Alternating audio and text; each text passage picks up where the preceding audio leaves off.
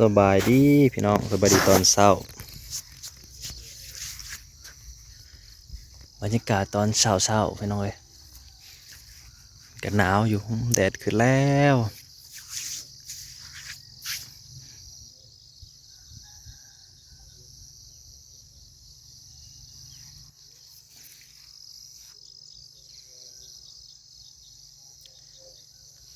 แดดขึ้นแสงแรกเนาะงัวก็ขอปล่อยไปเพื่อได้งัวก็เหลือแต่งัวเถิกตัวเดียวงัวเถิกตัวนี้บ่กล้าปล่อยไปพี่น้องมันสิไปมันจะไปติดผู้สาวไปผูกไว้ในกองเฟืองนี่อากาศเย็นจ่อยๆเลยพี่น้องเย็นคักเลย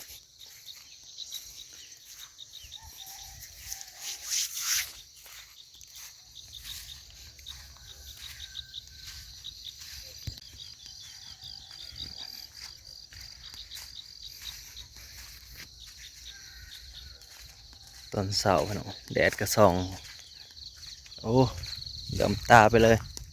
แต่ว่าอากาศก็เย็น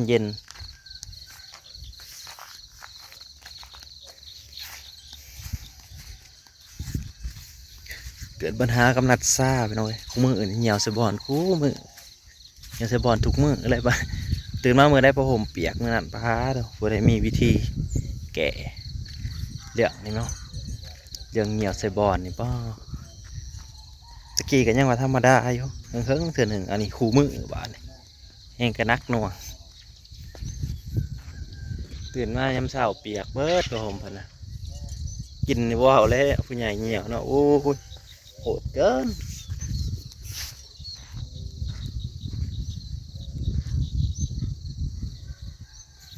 ปัญหายังใหญ่เลยป่ะเราจะไปให้นอนน้ำให้ไปนอนน้ำแม่ครับเบิ่งคือเที่ยงข้าวนะผมมีคนอยู่สักมีผู้ใหญ่อ้อยเราก็บ่อยากหับประจำคู่มือนี่แต่ว่าเคยโตได้อยู่น้ำเฮาเลยสบายอยากไปใส่กับไปนี่เขาก็สบายแบบนี้บ่อยากหับไปอยู่น้ำลูกไปอยู่น้ำแบบผมมีเวลาไปเล่นไปเที่ยวผมมีเวลาไปเลาะ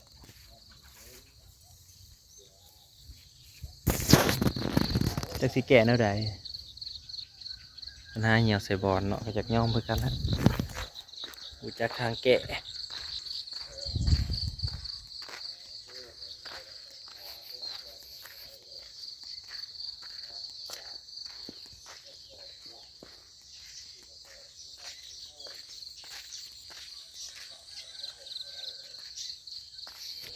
เขาสวนคือเก่าพี่น้องก็ตื่นเช้ามากก็ได้มาส่งพุ่นจุดที่แกบใส่ว่านเพิ่นกันแนะนำมาว่าใส่ขี้ง่วงคือกันนี่แหละทั้งอะไรก็ได้แล้วก็ใส่ปุ๋ยเป็นว่าคือจุดล่างๆเฮาเนาะบ่อยากใส่ปุ๋ยเพราะว่ามันเป็นเคมีเนี่ยเด้เฮาเลยบ่อยากใส่มันเขาเลยว่าจะไปซื้อขี้หมูมาใส่เพราะว่าใส่เขาก็พอแห้งนะปุ๋ยนะใส่เขานะก็กินบ่เว้าเลยกินเคมีนะเลยจะบ่ใส่ปุ๋ยเลยจะใส่แบบเป็นขี้หมูแต่ว่าใส่ขี้งัวก็คือสีงามอยู่ที่แต่ว่าจะเอาขี้หมูมาคดน้ำไปหน่อยพอมันได้หัวแบบบัวกันนะขอปีที่แล้วนี่ลองปลูกใส่ขี้หมูแล้วโอ้ยหัวอะไรไงหัวลาย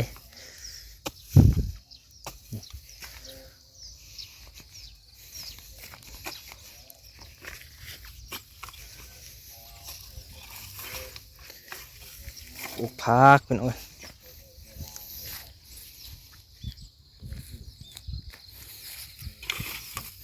ปลูกก่อน4 นานเนี่ยแหละมากันหน่อยนะมาซอยแล้วพี่น้องเฮ้ยไปตะแล้วยังไงอยู่บ่เฮ้ยเอาเบิ้งเห็นให้เบิ้งดูเห็นให้ลุงเบิ้งดูเห็นได้ไหนตั้งใจหน่อยตั้งใจหน่อยเออตั้งใจอืมตั้งใจแล้วตั้งใจเคลียร์ให้มันแตกตั้งใจหน่อยเห็นได้บ่เนี่ยนี่เริ่มเมื่อยแล้วฮะเนาะนี่เราบ่นี่ไปบุได้แล้วนี่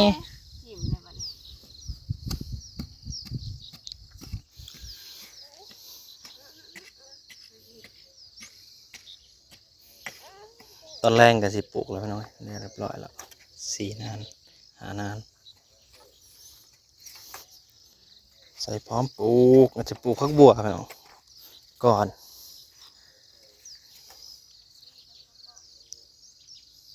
บัวก็ประมาณ2-3 นาน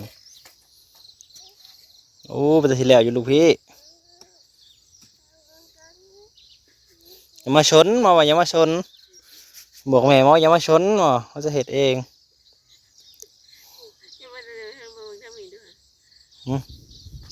เห็ดดูเห็ดดูเอาตั้งใจบ่ได้จักเทื่อได้นี่น่าจะได้ปลูกจักเทื่อแหละช่องมือแต่ว่าเดี๋ยวให้ช่องมือเป็นลูกผู้ชายจังเลยแข็งแรงอู้พักมาห้ามสิงามแล้วมาห้ามมาปลูกเองกินเฮ็ดส่วนเลยแม่ลูกส่วนเลยแม่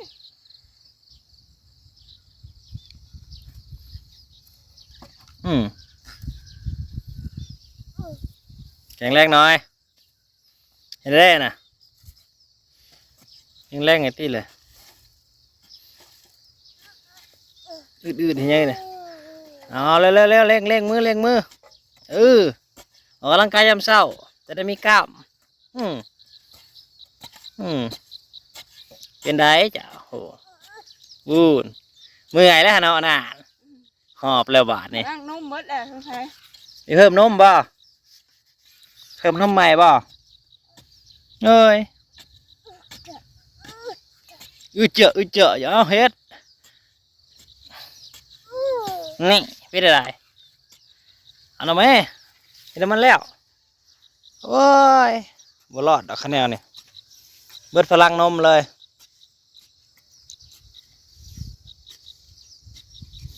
แข็งแรงหน่อยแข็งแรง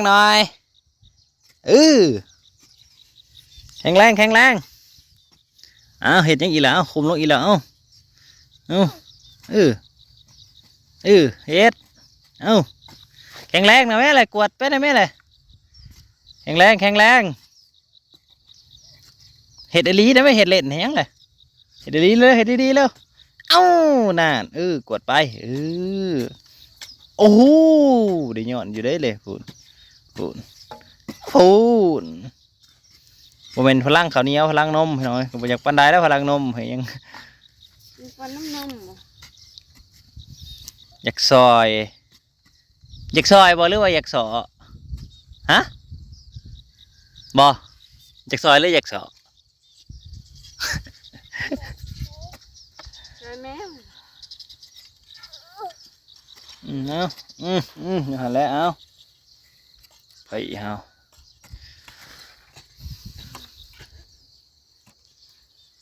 เขาเราดูแรงอะไรพี่น้อยบาดนี่ไปก็แล้วเขาว่าแล้วเปิดสากแล้วดูแรง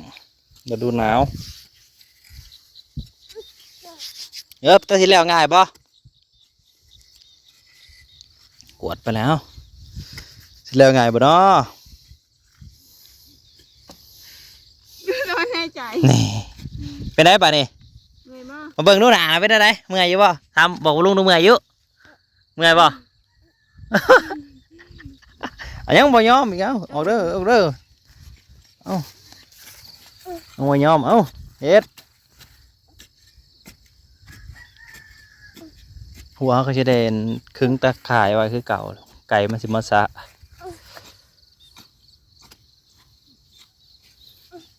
ดึงได้เมื่อยอยู่บ่ทางนั้นแล้วมาทางนี้แล้วทางนั้นน่ะเพิ่นก็ฮู้จักก็ได้แล้วบ่แล้วก็ได้พอเพิ่นได้เลี้ยงอยู่เนาะก็ฮู้จักความอยู่ได้ว่าบ่แล้วเพิ่นฮู้จักเมื่อยแล้วบอกเด้อนี่หายใจเลยนั่งพักผ่อนเมื่อยแล้วนั่งพักผ่อนเมื่อยแล้วนั่งพักผ่อนระบาดได้ปะลุงเมื่อยบ่เมื่อยแห้งบ่มันหาวตี้มาหาวเห็ดวิเมื่อยบอกแล้วลุกขึ้นมาอีกแล้วจัดไปทุกพี่เด้อ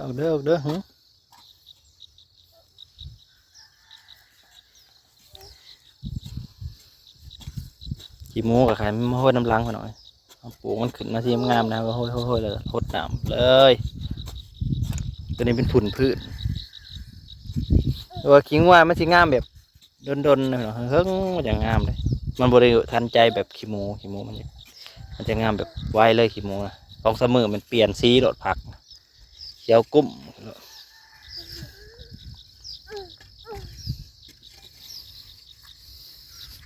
ใส่เล่งก็มาตายปะวู้จะไปแก้ขี้หมูอยู่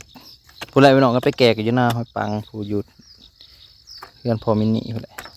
ของหมูเราใส่เล่งมาตายปะตายอีกเลย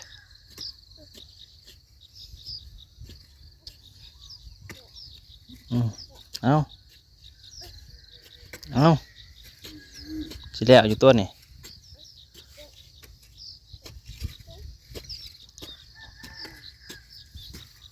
เอาเฮ็ดแข็งแรงหน่อยแข็งแรงหน่อย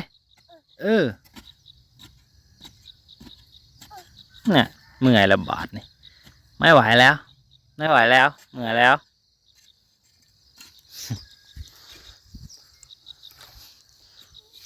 บอกกันใหม่เด้อพี่น้องนะขอบคุณเวลาที่มารับชมนะยามเช้าบ๊ายบายก่อนเร็วบ๊ายบายปลาลุงก่อน